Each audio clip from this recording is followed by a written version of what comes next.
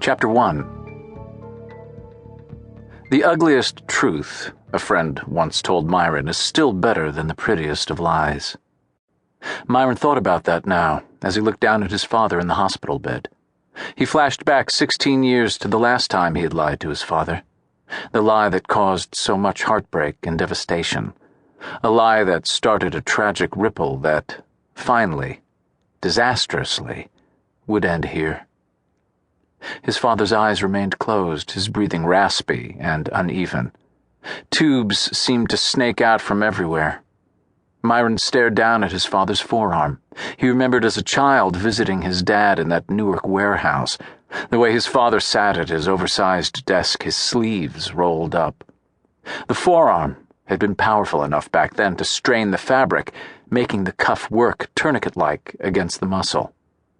Now the muscle looked spongy, deflated by age.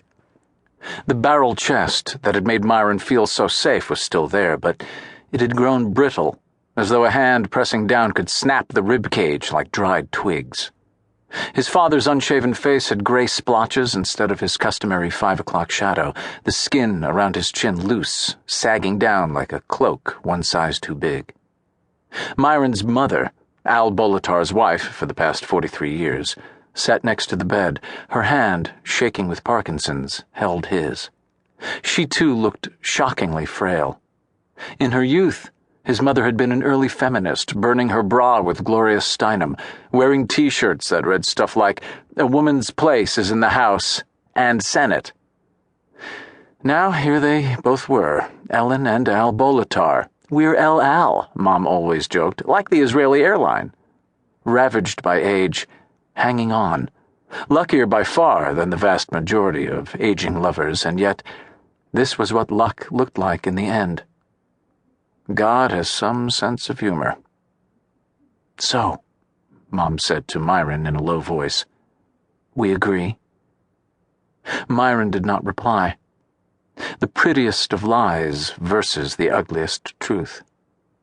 Myron should have learned his lesson back then 16 years ago, with that last lie to this great man he loved like no other, but no, it wasn't so simple. The ugliest truth could be devastating. It could rock a world. Or even kill.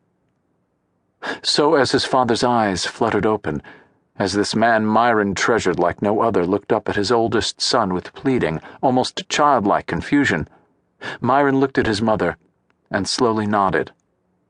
Then he bit back the tears and prepared to tell his father one final lie. Chapter 2. 6 days earlier.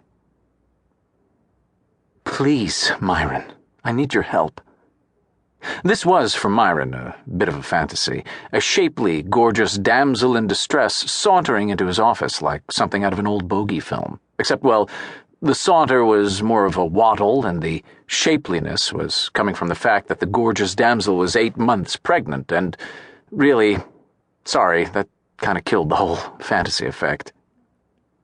Her name was Suzze T, short for Treventino, a retired tennis star.